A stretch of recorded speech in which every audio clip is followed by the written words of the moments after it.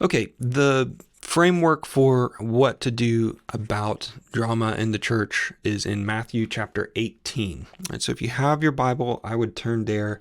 I won't put the words on the screen or anything like that, but I'll read this. I'll read through the whole thing, and then I'll kind of tell you my take on it and how you can expect to be able to use this, and when it's the challenging thing is when to use this and when not to use this. Okay, because I don't think that every little petty thing or even like a dramatic person involved in your church should necessarily be going through church discipline. So remember, this is church discipline. This is not permission for anybody to like take out anything on anybody else. This is not to be used as a weapon. This is always to be used as a tool to protect the church. Okay, so the goal here is to protect the culture of your youth group, to the culture of your church, and to use it in such a way that you're protecting other people, not as a way to protect yourself, and not as a way to injure or harm someone else. Okay. And that's very clear in this first verse, okay? If your brother, this is verse 15, chapter 18, verse 15 of Matthew. If your brother sins against you, go and tell him his fault between you and him alone. If he listens to you, you have gained a brother.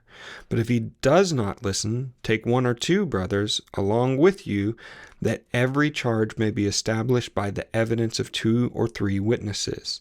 If he refuses to listen to them, tell it to the church. If he refuses to listen even to the church, let him be to you as a Gentile and a tax collector. Truly I say to you, whatever you bind on earth shall be bound in heaven, and whatever you loose on earth shall be loosed in heaven. Again I say to you, if 2 of you agree on earth about anything they ask, it will be done for them by my Father in heaven. For where 2 or 3 are gathered in my name, there I am among them. Okay, so we know that last verse a lot, where 2 or 3 are gathered in his name, there he is, and he is with us. This is all ancient legal text, basically. Like the whole culture of the Old Testament was set up that nobody could be convicted of a crime without 2 or 3 witnesses to what actually happened accusing somebody. So you couldn't just go up to your neighbor if you lived in ancient Israel and say, that guy stole my pair of socks, and then get thrown in and have that person be thrown in jail. No, you'd have to have 2 or 3 witnesses to say, yes, I saw this happen.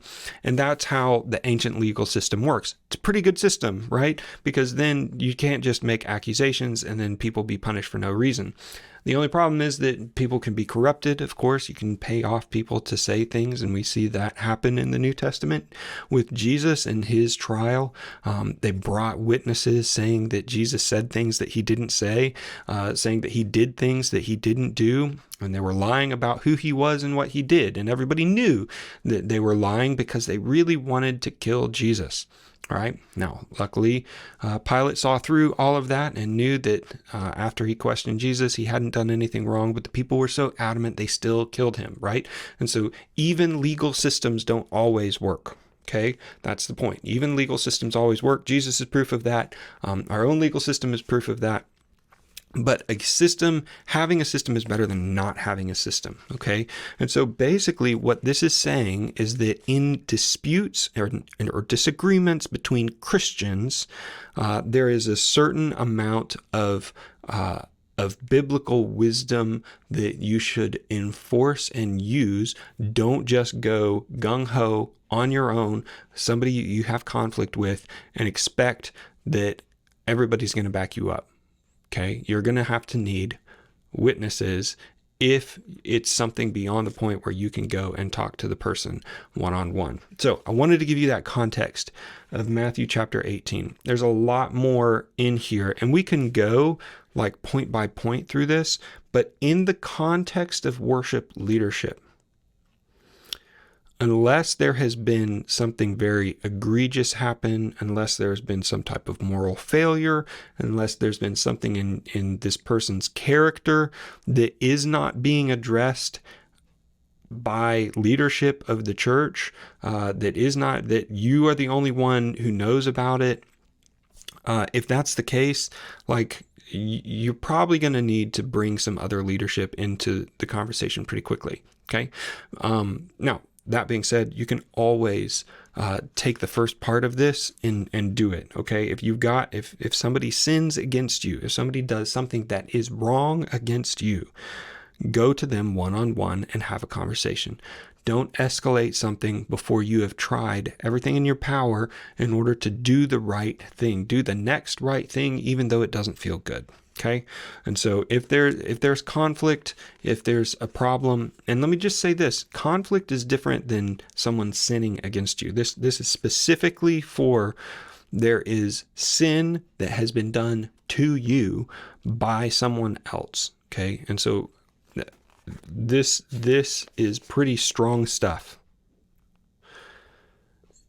and you should respect it, and you should assume that if it is needed, it is meeting these qualifications here at the beginning, that somebody has sinned against you specifically. Okay.